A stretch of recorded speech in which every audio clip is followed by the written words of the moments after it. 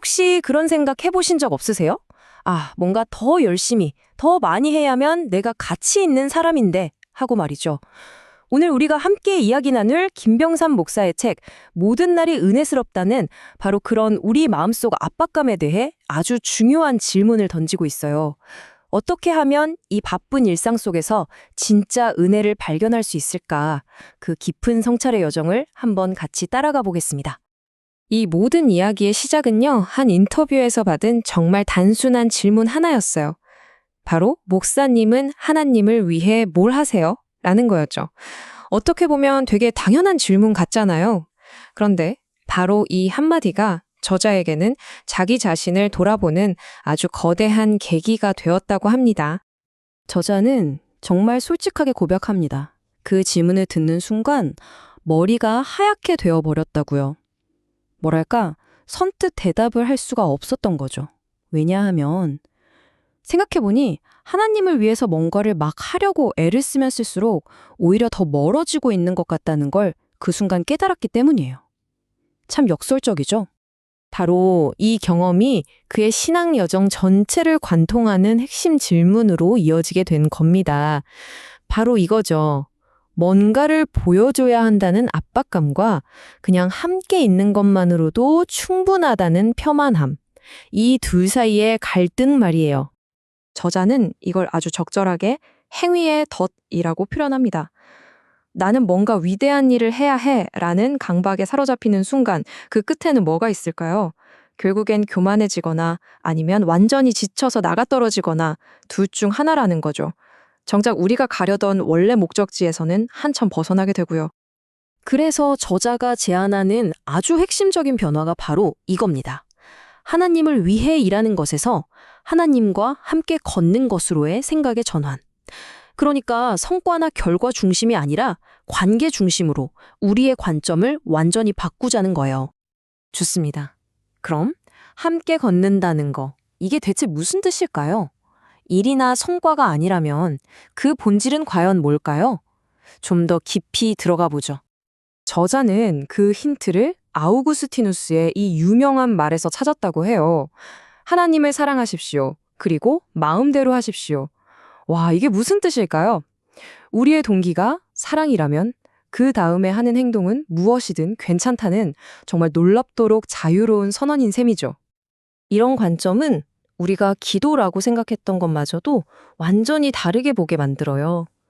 기도는 이제 뭔가를 얻어내기 위한 목록이 아니라 헨리 나우엔의 표현을 빌리자면 신과 함께 일부러 시간을 낭비하는 행위가 되는 거예요.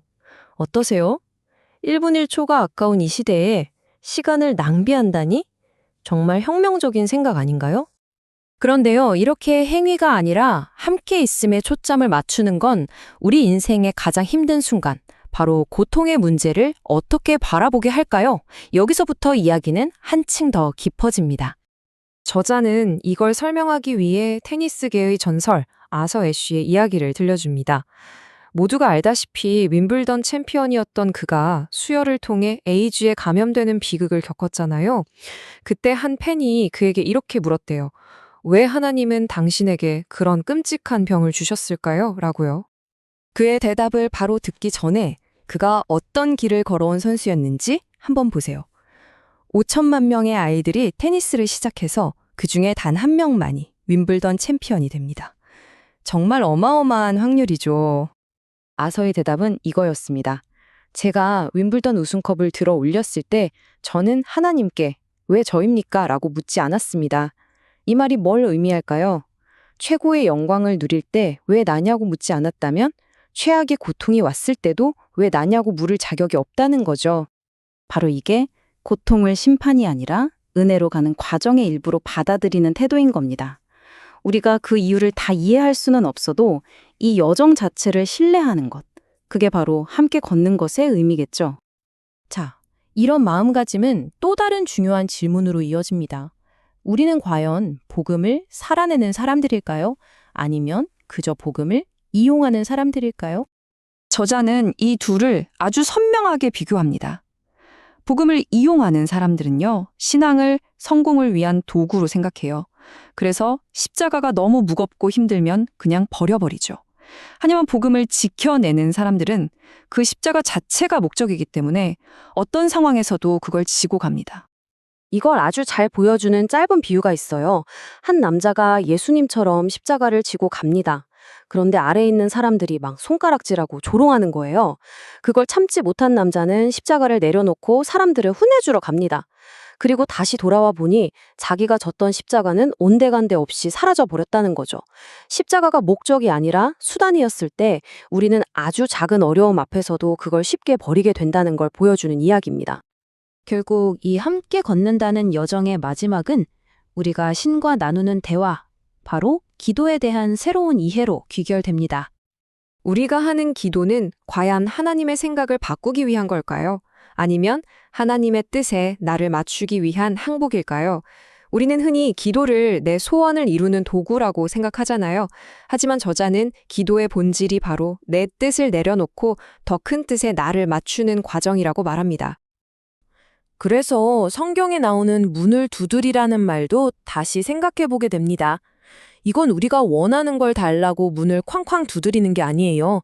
오히려 문 앞에 공손히 서서 제가 들어가도 될까요? 라고 정중하게 허락을 구하는 자세, 즉 요구가 아니라 겸손의 자세를 말하는 거죠. 그리고 이 모든 이야기는 결국 책의 제목으로 돌아옵니다.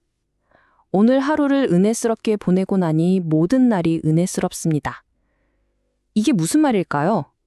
은혜는 저 멀리 미래에 이룰 어떤 거창한 목표가 아니라 바로 지금 이 하루를 함께 걷는 마음으로 살아낼 때 발견할 수 있다는 겁니다. 그래서 오늘 이야기의 마지막은 이 질문으로 남겨두고 싶습니다.